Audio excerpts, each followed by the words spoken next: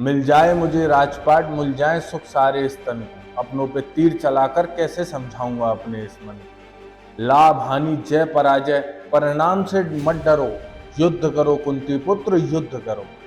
क्लैब्यम मां समागमा पार्थ नैतत् तथ्यम पद्यते।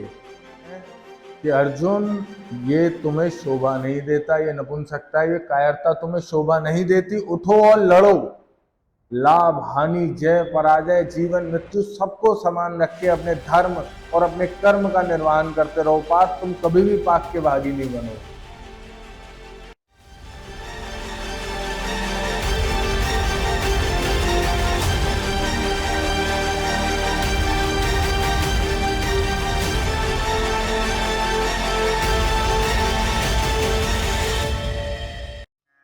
मिल जाए मुझे राजपाट, मिल जाए सुख सारे स्तन को, अपनों पे तीर चलाकर कैसे समझाऊंगा अपने इस मन को।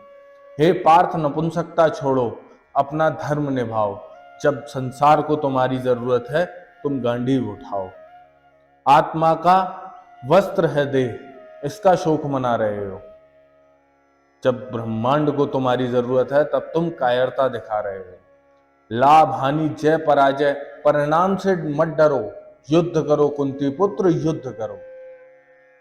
नमस्कार दोस्तों, मैं आकर्ष चतुर्वेदी स्वागत करता हूं आपका क्यूबिकल योग।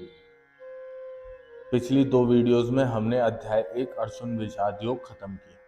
उसमें हमने अर्जुन का दुख, अर्जुन का डायलेमा सुना, वो क्यों नहीं लड़ना चाहता सामने वाली से। अभी तक आपने वीडियो स्किप करके देखी हो या आपने पूरी ना देखी हो, कोई बात नहीं, आप जाके दोबारा देख सकते हो उन दोनों वीडियो को। पर यहाँ से आपको वीडियो पूरी देखनी है, कहीं स्किप नहीं करना। अगर आप स्किप करेंगे तो कुछ, क्योंकि अब यहाँ से भगवान बोलना चालू करेंगे और अपना गीता ज्ञान देना चालू करेंगे, तो यहाँ से एक एक शब्द महत्वपूर्ण है, तो उसको ध्यान रखते हुए इस वीडियो को शुरू करते हैं। भागवत गीता अध्याय 2 श्लोक 1 से लेकर 38 संख्या योग। यहाँ हम आत्मा के चरित्र के बारे में जानते हैं, आत्मा की खूबियां और खामियां जानते हैं। हम यहाँ आत्मा के नेचर को समझेंगे।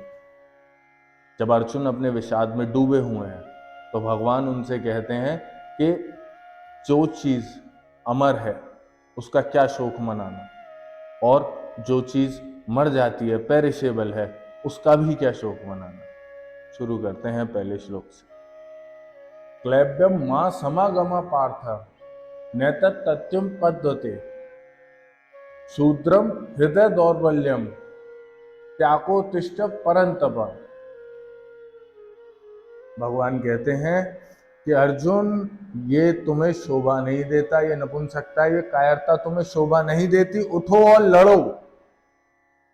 लड़ो धर्म के भक्षकों से, लड़ो अधर्मियों से, लड़ो अपने धर्म की रक्षा के लिए, लड़ो अपने कर्म की रक्षा के लिए। तुम्हारा क्षत्रिय धर्म भी यही कहता है, तुम्हें लड़ना चाहिए। ये कायरता, ये नपुंसकता तुम्हें कहीं नहीं ले जाएगी, ये तुम्हें स्वर्ग नहीं ले जाएगी, ये तुम्हें तिरस्कार का कारण बनाकर छोड़ देगी। जिंदगी भर तुम तिरस्कार भोगोगे और तुम्हें ये शोभा नहीं दे रहा। जिस समय पूरी दुनिया तुम्हें देख रही है धर्म की रक्षा के लिए, उस समय तुम ये कायरता दिखा रहे हो, ये तुम्हें शोभा नहीं दे रही। उठो और लड़ो, जो तुम्हारा कर्तव्य है उसे करो। भगवान जब ये बोल देते हैं तो अर्जुन अपना विषाद और आगे बढ़ाते हैं और कहते हैं कि मैं कैसे लड़ूं, मैं अपने ऊपर तीर चलाऊं और उनसे खून से सनी हुई राज्यपाट और उनके खून से सनी हुई माया को कैसे भोगूंगा। भगवान सुन रहे इस बात को भी, अर्जुन को समझाने की कोशिश कर रहे हैं। फिर भगवान कहते हैं कि किस बात का शोक, किस बात का विलाप। न त्वेवाह जातु नासम न त्वेम नेमे जनधिपा न चैव न भविष्याम सर्वे वैमत परम। ऐसा कभी समय हुआ ही नहीं जब तुम नहीं थे पार्थ, या मैं नहीं था, या ना ऐसा समय आएगा जब तुम नहीं होगे और मैं नहीं होगा। आत्मा हर युग, हर काल, हर खंड में आती है। वो बस एक वस्त्र छोड़ के दूसरा वस्त्र पहन लेती है। जैसे एक बच्चा पैदा होता है, फिर उसके बाद वो जवान होता है, वो वृद्ध होता है, वो मर जाता है, ऐसे ही आत्मा मरने के बाद दूसरा जन्म ले लेती है, ये भी निश्चित है।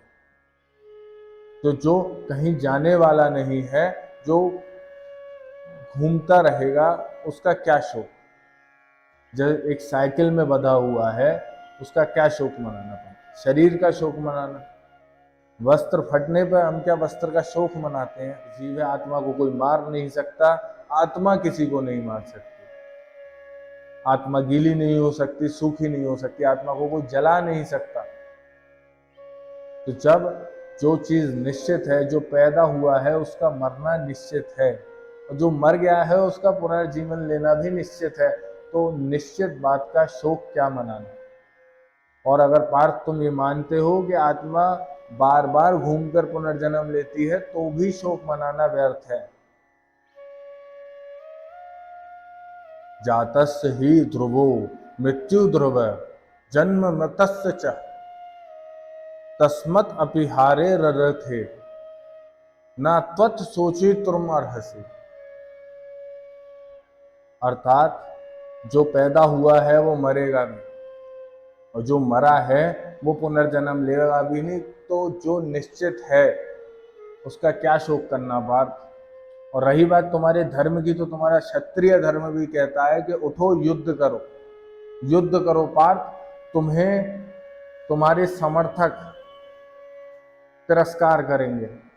अगर तुम इस समय युद्ध भूमि को छोड़ दोगे तो तुम्हारे समर्थक, जो लोग तुम्हें सहायता के लिए देखते हैं, वो तुम्हारा तिरस्कार करेंगे, और उसके जिम्मेदार सिर्फ तुम होगे।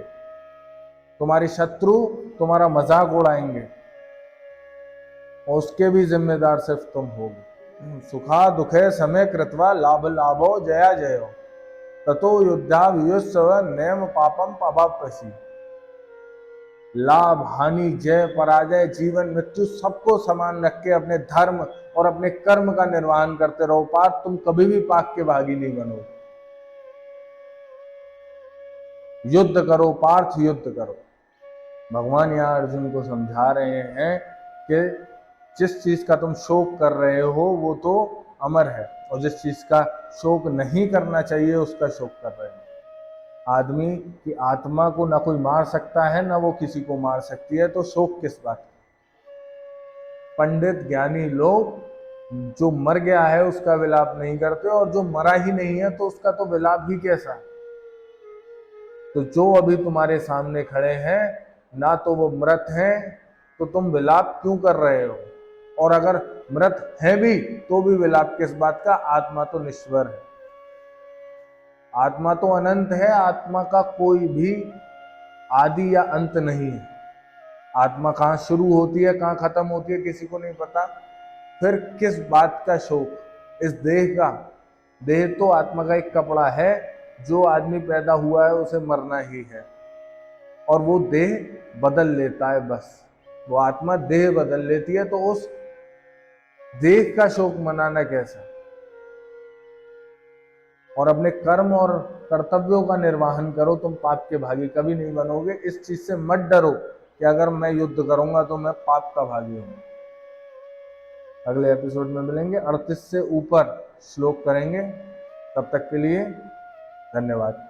वीडियो को लाइक करिए, सब्सक्राइब करिए और बेल आइकन दबा दीजिएगा, और जितना हो सके शेयर करें।